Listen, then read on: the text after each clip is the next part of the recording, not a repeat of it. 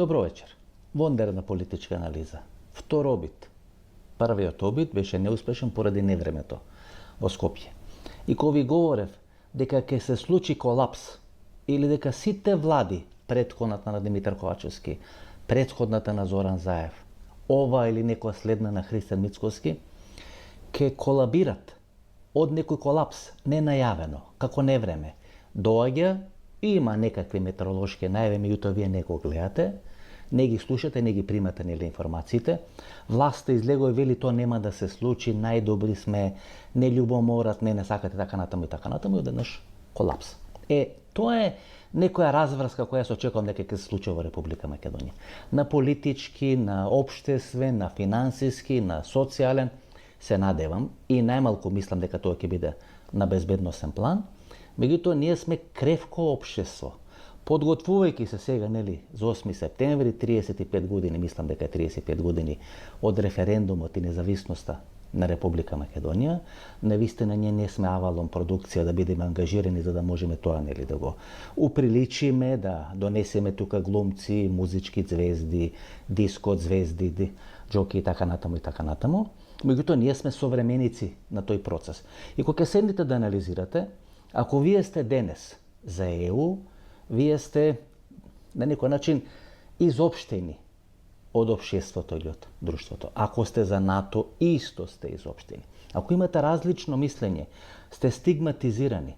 Ако сте, не знам, за да бидете успешен, да бидете богат, повторно сте стигматизирани. Ако имате некое размислување дека треба да имаме разговори со грци, со бугари, со албанци, без разлика на 100 емисии направени каде што стануваат еден-двајца министри бугарски од интервју кои сум ги парал во Софија, повторно сте проскрибирани, повторно сте изопштени, повторно сте ставени на некоја магарешка клупа, да, навистина, со мене им е тоа многу тешко да го прават. Тешко им е бидејќи со целиот мој минат труд изминатите 30 и нешто години сум покажал една стоечка доследност во делот на патриотизмот, во делот на национализмот, во делот на македонштината и така натаму. Меѓутоа имате колеги, имате јавни личности, општествени личности кои се кревки и не може да го издржат тој товар на државата, на јавното мислење и така натаму. И во такви услови најлесно е да одите во илегала, да одите во екзил, значи да ве нема, да не ве слушат и така натаму. И ајде сега да се поставиме прашањето на 35 години или еден и пол месец пред прославата на 35 години независност на Република Македонија. Дали столбовите на која е темелена таа независност на Република Македонија се уште функционални? И ајде да речеме дека ќе им биде срам ако денес има референдум да гласаат Македонија да не биде независна држава, меѓутоа на било кој сличен референдум, јас мислам дека сега општествениот амбиент, ако го трниме срамот дека тоа може да се случи, дека постои страв да бидеме сами, постои страв да бидеме со некој, постои страв да направиме држава и сега, знаете, тој страв само поради срам може да биде надкомпензиран, така што денес Република Македонија е во многу полоша ментална, политичка, демократска и било каква друга кондиција во споредба со периодот 89, 90, 91 година. И сите цели за кои сме се залагале тамо некаде 88, 90, 91 годината, една општествена, национална, патриотска енергија која сме ја внеле во процесот на независност на Република Македонија, денес веќе не постои. Луѓето кои тогаш биле храбри или нивните внуци денес не би биле храбри, бидејќи би биле сомелени од јавното или од општественото милје во Република Македонија. Разговарав денес со еден мој пријател, политичар, бил дел на сегашната власт на Република Македонија или владеачката партија, никогаш не бил со ова гарнитура на Мицкоски на одредена висока позиција, меѓутоа бил дел на еден ВМРО-вски амбиент. Ние денес сушност го преживуваме новиот формат на ВМРО-визам. Ако 44-та, 90-91 година сме живееле комунизам во Република Македонија, од 90-91 година ние живееме втора фаза на ВМРО-визам. Многу поразлично од Ванчо Михајлов, Тодор Александров, Протогеров, Татарчек и така натаму.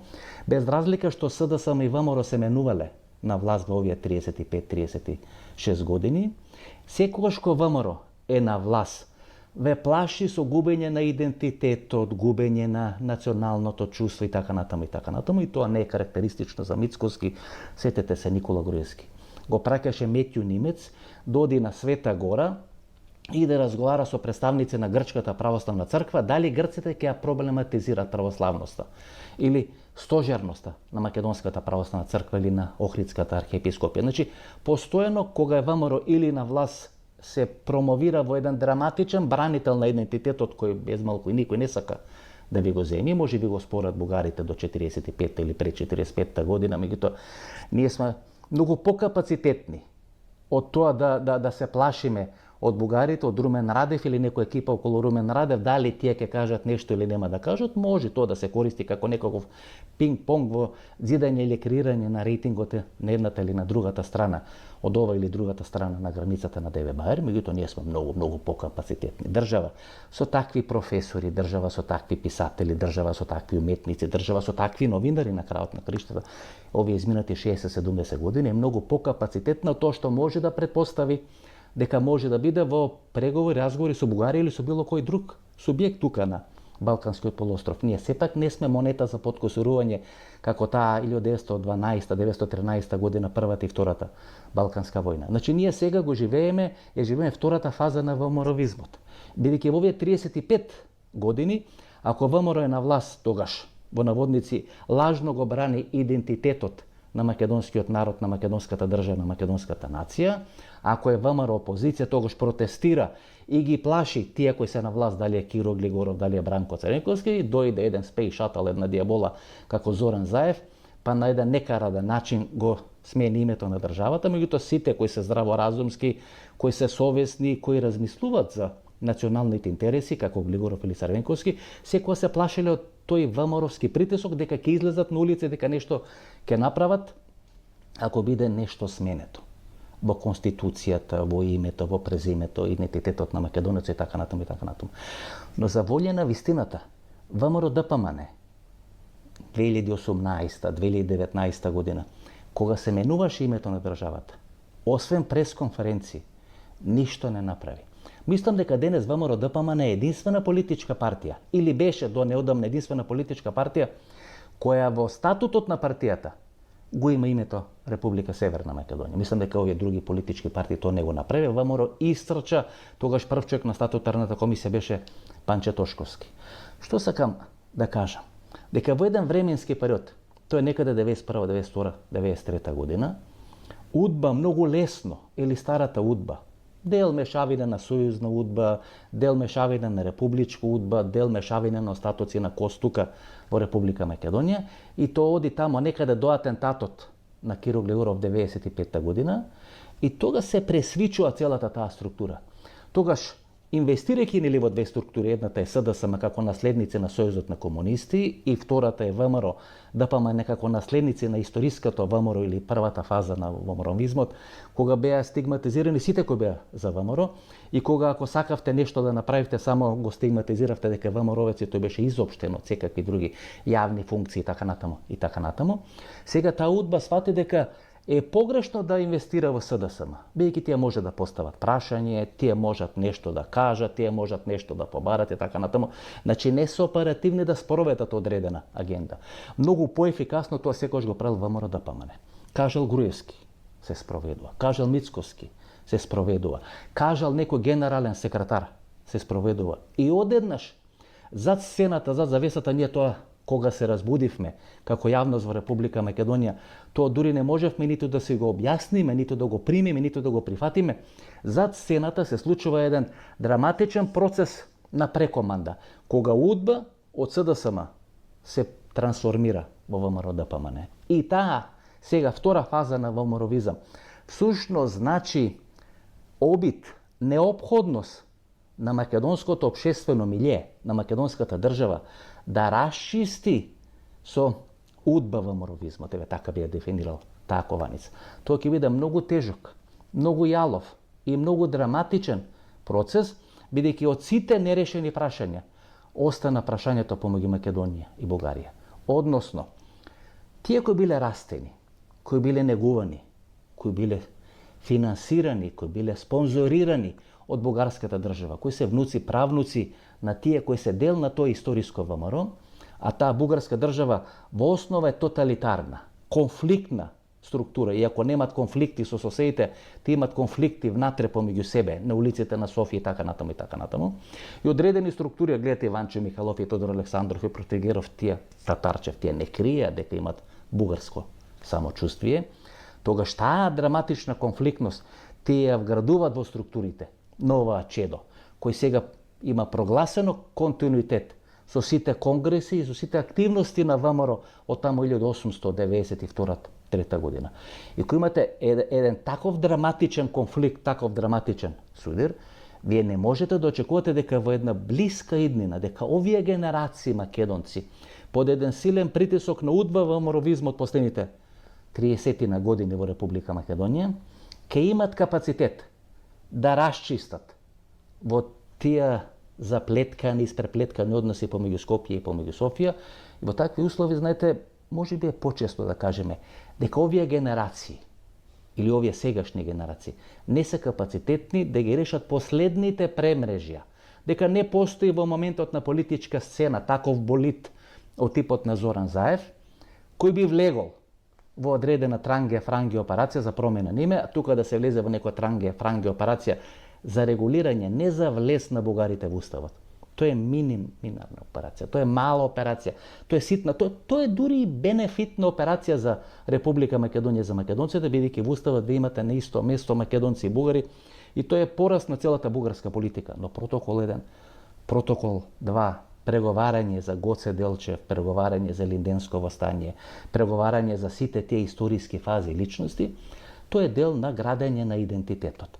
Така што во еден поширок контекст на зборот, ако се влези во спроведување на тој протокол 1, протокол 2, тогаш може да се штрбнува или да се нарушува или да се става некаков товар на идентитетскиот плафон или основа на Република Македонија, но влез на бугарите во уставот на Република Македонија, тоа е бетонирање на идентитетот. Во такви услови вие ќе имате и поддршка на меѓународната заедница, но знаете, треба да има волја во Македонија и во Софија.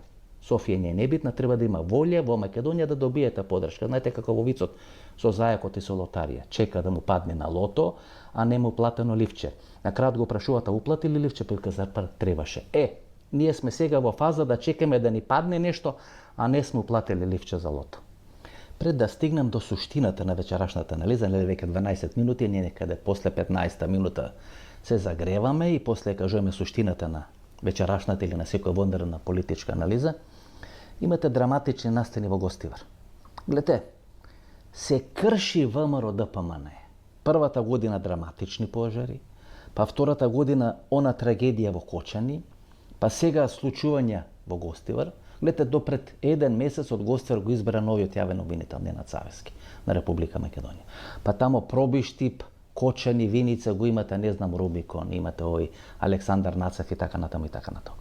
Па имате еден драматичен пораз на државата во оние пожари. Хектари земја, Источна Македонија, Централна Македонија, одите кон Гевгелија Говори, Кавадарци од лева, од десна страна и така натаму и така натаму. И тамо кај што ВМРО секога се гордел со одредена војничка дисциплина, една командна структура, на Мицкоски му се случува веќе после првата или втората година да нема контрола на тие процеси, да нема контрола на тие структури, па да обвинува за тероризам, па некој подметнал пожари, па некој подметнал цијанид, па Кочани има одредени шкоди, а знаете дека бија возела со такви шкоди и така натаму. И така натаму, кога македонската полиција да не вози шкоди.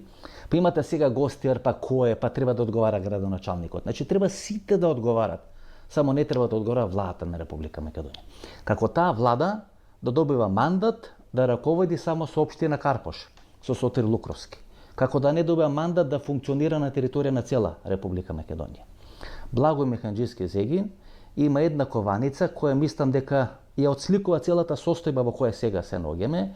Вели министерот за здравство, мисли на Сашо Клековски, ако сега распише интервентен увоз за увоз на одредени медикаменти, лекови што се потребни, да речеме, за кризата во Гостивар или било која друга криза во Република Македонија, тие ќе стигнат кога на човекот за кој се увезува тие лекови ќе му даваме 40 дена. Гледате, имате Клековски, па имате една цела структура, па имате јавен обвинител, па имате одредени политички структури, па коалиција на ВМРО и на ВЛЕМ, па прегласување во Гостивар, па 97 година беше Гостивар и така натаму. И ние покажуваме дека не сме капацитетни да го одржуваме системот.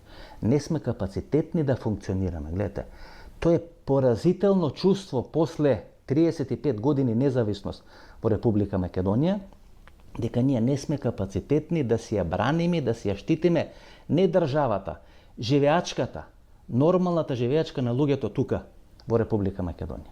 На почеток, уште една секвенца. Не знам дали сте свесни каква антисрпска хистерија е направена во Република Македонија.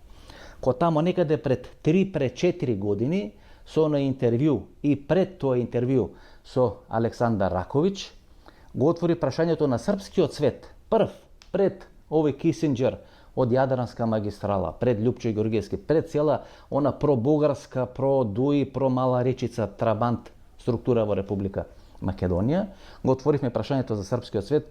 Јас не мислев дека тоа ќе се изниансира во една драматична антисрпска хистерија, бидејќи едно е политика на српски свет и таа е политика штетна за Република Македонија. А второ е, вие да имате една хистерија кон србите тука во Република Македонија. Гледате, на бранот на таа хистерија се налепуваат Венко Филипче и сегашното раководство на СДСМ. И одеднаш тие 40-50 илјади срби кои биле традиционални гласачи на СДСМ, бидејќи знаете, едноставно е контрапродуктивно србите или секојаш било тоа конфронтирано србите и ВМРО во Република Македонија. Тамо каде што биле србите не било ВМРО, историското или ВМРО ДПМН. Тамо каде што било ВМРО ДПМН не биле србите, тие се конфронтирани страни изминатите 100 години. Па како велат старите припадници на историското ВМРО, србите ја признале македонската нација во оној момент кога сватиле дека македонската нација нема да се србизира, туку ќе се бугаризира. Значи, тоа е една драматична конфликтност помеѓу србите и во наводници ВМРО-вците во Република Македонија.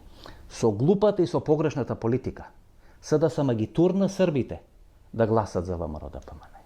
Со ова политика на Венко Филипче, кај што секој второ соопштение има Александар Вучич, српски свет, Орбан, срби во Република Македонија, па дури и со тие кампањи, референдуми на Зоран Заев, мислам дека србите се драматично изгубени за СДСМ. Па Иван Стоилковиќ не беше коалиционен партнер на ВМРО ДПМН. Тој стана коалиционен партнер на ВМРО ДПМН кога беше изопштен, кога беше пуштен из вода од структурите на СДСМ. Погледнете во целото раководство на СДСМ, денес дели вода во Гостивар. Видите како влегуваат во филмот на Христијан Мицковски. Значи Христијан Мицковски не се појавува во Гостивар. Гледате, за каква плашлива, барем до сега, за каква плашлива структура станува збор. Меѓу последните во Кочени. За референдум не излегува.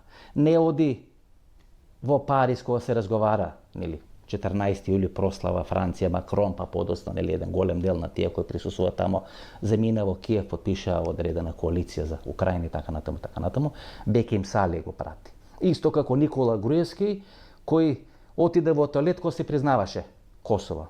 Па тој што ја водеше владината седница, дали беше Зоран Старовски, дали беше министерот тога за надворешни работи Антонио Милошевски, тие всушност го призна Косово, меѓутоа Груевски исто како за случајот Окти, тогаш одеше во тоалет и за случајот за признавање на Косово, исто и сега Христијан Мицковски, Беким Сали ја представува Република Македонија. Што представува Беким Сали? Беким не може Сали да го представува во Париз и во Киев, меѓутоа ја представува Република Македонија. Во такви услови, кога вие не покажувате храброст да се соочите со работите, со времето и со барањето на времето и на моментумот, тогаш вие не може да владеете. Тогаш вие само ја користите власта за одредени лукративни принципи или причини и вие кога ќе помини тој период, кога ќе натрупате доволно капитал и доволно богатство, а не сакате, имате две грниња, едното со мед, едното со пелин. И ако вие постојано го сркате грнето со мед, останува не чепното грното со пелин, или тоа што горчи. И во еден временски период, кога ќе ги сркате медот, вас останува пелинот. На кој ќе одајте тоа? Па на следната власт. Тоа е суштината. Да легнеме, што велеше, нели, Скарлет Охара, да легнеме да спиеме сега со многу уморна да размислам, па утре кога ќе станам, можеби ќе бидат решени проблемите. Не. Нема да бидат решени проблемите. И тоа е хендикепот, и тоа е всушност најголемиот товар за Христијан Мицкоски. Нема кој друг да му ги реши проблемите. Што се договарале Мицкоски, Венко, Филипче следниот вторник? Вечер вајде да анализираме структурата на Христијан Мицкоски, на размислување, на политичко делување. Минатата вонредна анализа кажавме две работи. Едната ја објаснивме, а то кој би можел, ако има предвремени избори во Република Македонија, или ако има редовни избори тамо некаде пролета 2028 година, кој би можел да биде технички или прженски премиер, Владо Мисајловски Кендо или актуелниот министар за одбрана, тоа беше нашата теза. Меѓутоа имаме уште една работа која ја загатнавме и ја најавивме, рековме дека нешто ќе истражиме, па да видиме до каде сме стигнати со тие истражувања. За Петровден, значи еден ден пред Петровден, тој 11 јули, наводна средба во Охрид, во станот на првиот човек или во куќата, семејната куќа на првиот човек на Стопанската комора на Република Македонија. И сите учесници кои информации стигна до нас дека биле на некакво кафе, ручек или било какво друг вид на дружење, пријавуваат дека имале средби со Бранко Азевски, но велат не во таков формат, не тој ден, не на таа тема, не било таа основа за нивно дружење или за нивно поврзување. Христијан Мицкоски, Александар Николовски, Бранко Азевски и можеби уште еден припадник на олигархијата во Република Македонија. И тоа е дефинирано како средба или кафе муабет или ручек за помирување на структурите на Мицкоски и структурите на Александар Николовски. Ако Мицкоски игра на карта Кендо или Владо Мисајловски или министар за одбрана, бидејќи на тој начин сака да го добие на своја страна и заедно со ова делчевска структура, делчевски неви структура која е лојална на Христијан Мицкоски, кафетин коалиција плюс Владо Мисајловски, Кендо или целата таа структура, тогаш го изолира на политичката сцена или се обидува да го изолира на политичка сцена Александар Николовски. Меѓутоа, ајде да ја дефинираме сега целата позиција во која плива или се наоѓа Христијан Мицкоски. Тој има две категорични изјави. Иако нели во Македонија велат маш рекол, маш одрекол, меѓутоа ајде ние да ги прифатиме тие две категорични изјави или две категорични политички позиции на Христијан Мицкоски. Тој вели нема да се кандидира за четврти мандат на чело на ВМРО-ДПМН. Кога ќе му истечи третиот мандат на чело на ВМРО-ДПМН, а тоа е некаде крајот на 2029 година, Христијан Мицкоски не размислува да побара да влезе во статутарни промени на статутот на ВМРО-ДПМН и да добие четврти мандат, прв човек на ВМРО-ДПМН. Тоа е под број 1. Под број 2, после пред 2 или 3 недели една вонредна анализа, кога после 5 или 6 упорни анализирање и укажување дека Мицкоски сака да оди на една многу покомотна позиција, тој е председател на Република Македонија, прибежиште да му биде председателската функција, дека размислува дали да притисне Гордана Селјановска пред време да го заврши мандатот, дали ќе се чека 2029 година. На една или две пресконференции од нога, Христијан Мицкоски рече дека ниту подразно не размислува да биде председател на Република Македонија. Како вели да ги прекини сите шпекулации или да ги прекини сите стравови на неговите политички противници, симпатизери, сојузници или опоненти, откога ќе му заврши премиерскиот мандат, тој ќе замини и ќе се врати на професурата или на Машинскиот факултет во Скопје. Значи, двете категорични изјави на Мицкоски нема да има четврти мандат и после 2029 година, ако не и порано, нема да биде лидер на ВМРО-ДПМН, 2028-2029 година или кога ќе има председателски избори, тој нема да се кандидира да биде председател на Република Македонија. Да направи трансфер како Бранко Царенковски од премиерска на председателска функција.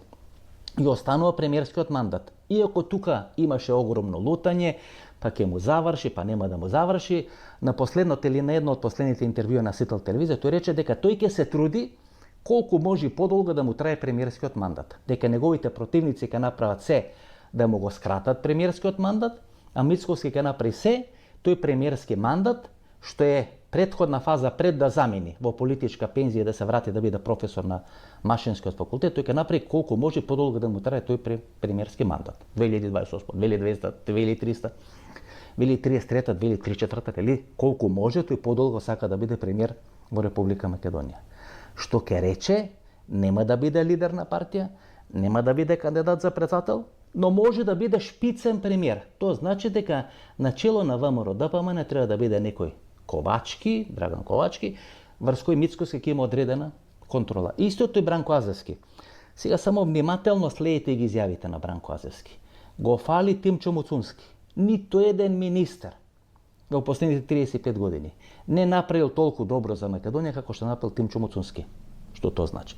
Тоа значи дека Бранко Азевски толку добро, а сепак бил студент на факултетот за безбедност, каде што асистент му бил Зоран Верушевски, толку добро го има психолошки проучено и анализирано Христијан Мицкоски, што сега се обидува да му отвори мали фрончиња, да го подскара со Муцунски, да го направи љубоморен на Муцунски, така натаму и така натаму. Гледате, отварајќи толку мали пожарчиња или огнови, Мицкоски треба постојано да ги гаси тие мали пожари или тие мали огнови, а во услови кога сам, без некој да го натера, излегува и кажува дека нема 2029 година после 2029 да биде лидер на партијата, сега сите во партијата се гледат како наследници на Христијан Мицкоски. Ајде да идеме до точката која е клучна.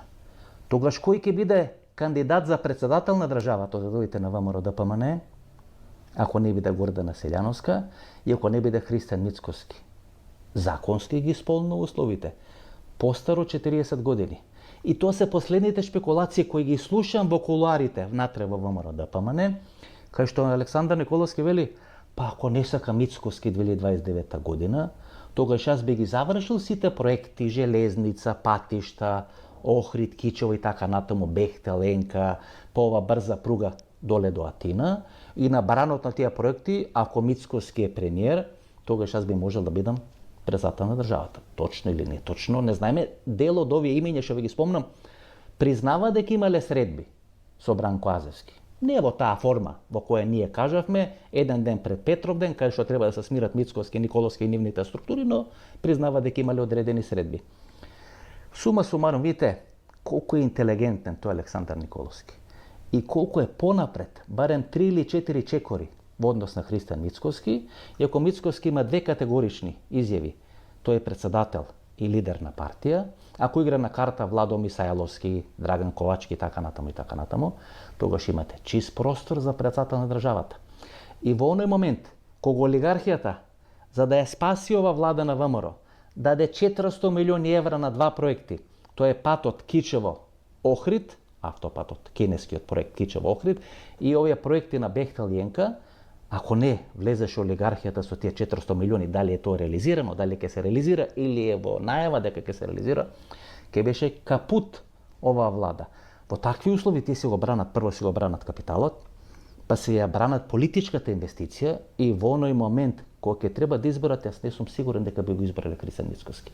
Тоа кафе во Охрид, ако се случило, само дефинираме или разговараме во која форма е направено, мислам дека олигархијата лека по лека се вклучува во политичките разврски во Република Македонија. Ке го следиме тој процес, како во наредниот период ќе биде дефинирана формата на тие политички разврски, тука првенствено мислам на ВМРО ДПМН. За да сам е небитен. Или битен е како ланскиот снег, или битен е како снег сега кога врне дожд, така што СДСМ се само изолира. Гледате, Венко Филипче не размислува за ништо, не размислува за гласачи, не размислува за тоа што му се случува партија, не размислува да има носители на 5 или на 6 листи во 5 или 6 изборни единици.